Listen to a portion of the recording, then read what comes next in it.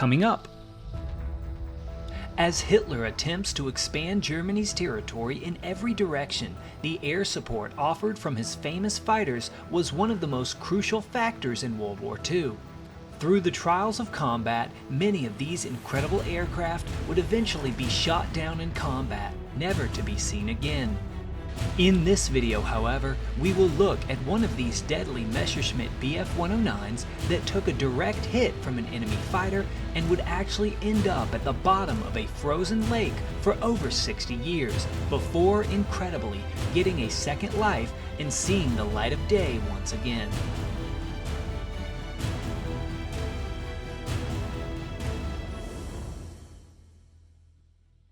Hey guys, before we get into it, if you are a fan of flight simulators like me, I absolutely need to tell you about one of my favorite companies, Tobii. They make cutting-edge eye-tracking gear that allows you to actually immerse yourself into the simulator with realistic-feeling cockpits and views. And now Tobii has just announced that they are launching a new campaign called Explore the World in Microsoft Flight Sim. With this new campaign, they are showing off their improved eye and head tracking customization as well as full support for 6 degrees of freedom. Plus, they are giving away a bunch of great prizes, including a new Tobii Eye Tracker 5, a Thrustmaster stick and throttle, and 5 totally free copies of Microsoft Flight Sim. In addition, their eye trackers work with many of the other top flight simulators. So, be on the lookout in this video for a super quick code that is hidden somewhere and use it to get entered to win. I truly cannot express how incredible this product is, so go check it out for yourself because right now Tobii is offering 15% off the Tobii Eye Tracker 5, so grab one before it's gone, and thank you very much to Tobii. Without further ado, enjoy. In 1939, as the war in Europe began with Germany's rapid expansion at the forefront of the world stage, there was one single aircraft on which the back of the entire German Air Force depended, the Messerschmitt Bf-109. As the war would progress, this fighter would go on to be the most widely produced aircraft in history and without a doubt the most successful. It would create hundreds of aces as it dominated the skies in the first years of this great conflict. In this opening year of the war, there was one particular Bf-109 that was produced and sent to the front. This plane was one of the earlier E models of the aircraft and found its way to the western front of the battle where Hitler was attempting to push his forces into France and Britain. These were the earliest days of the conflict, and this Bf-109 took to the skies to be a part of the action. The records have this fighter participating in the Battle of France in 1940, where the Luftwaffe quickly overcame the weaker French forces, and then in the following months, playing a role in the famous Battle of Britain. This was an intense duel for the skies where the German Bf-109s went up against the more formidable Spitfires and Hurricanes.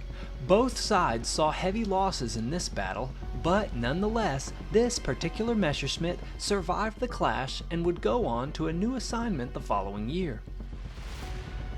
In 1942, the battle began in an intense fashion on the Eastern Front against Soviet Russia. And when this fighting began, German forces found themselves in need of fighter aircraft to use in this part of the war. And so this 109E was sent from the front in the west to the battlefields in Russia. Here it found itself in the esteemed JG-5 fighter group, which was one of the very successful units of Hitler's famed Luftwaffe. The pilot that would be given responsibility over this bird was none other than Wulf-Dietrich Widowitz. Widowitz would go on to be a skilled pilot, quickly learning how to best enemy fighters through the mentorship of many of the great aces in JG-5.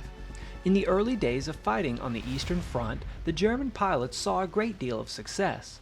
The Soviet aircraft and tactics were not up to the level of the Luftwaffe in most cases, and so the German pilots racked up impressive kill tallies.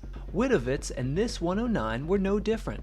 He would become a decorated ace, rising through the ranks as the fighting went on. By the following year, he would actually take down a total of 36 enemy aircraft, and many of those kills would come flying this 109. On April 4th of 1942, however, fate would not be so kind to the German plane and her pilot. As they took part in a mission near Murmansk, Russia, the skilled ace would find himself in a duel with a Soviet pilot flying a Hurricane. This was one of the many British aircraft that would be given to their Russian allies as part of the Lend-Lease Act. In this duel, Widowitz turned and climbed, desperately trying to get behind his opponent.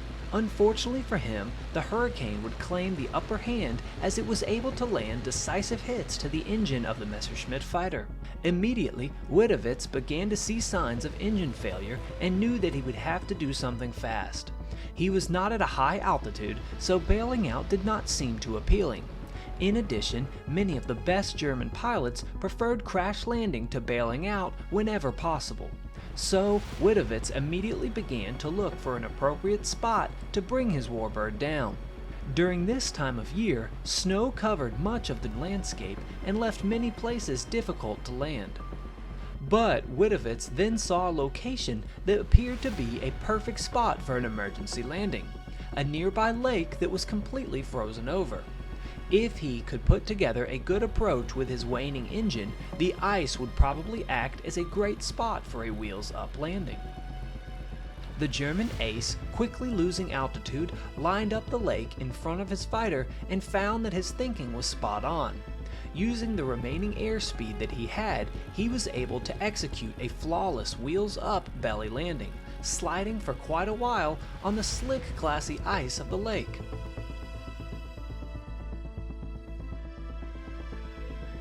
Eventually, his 109 came to a stop where he would exit the cockpit and head to safety. The German pilot would be lucky, as he would avoid being captured by Russian forces and would be back in the skies fighting again just a few days later.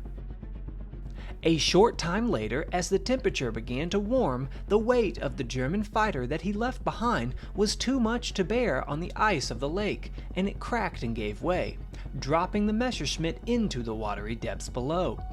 As she slipped underneath the cold water, one would expect that this was the last time she would see the light of day, but that would not be the case. 62 years passed by, and the accomplished Bf-109 rested undisturbed at the bottom of the Russian lake.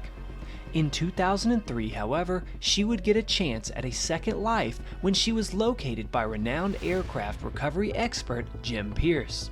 A short time later, the history enthusiast would put together an effort to retrieve the warbird from the bottom of the lake, bringing her to shore where she saw daylight for the first time in many years.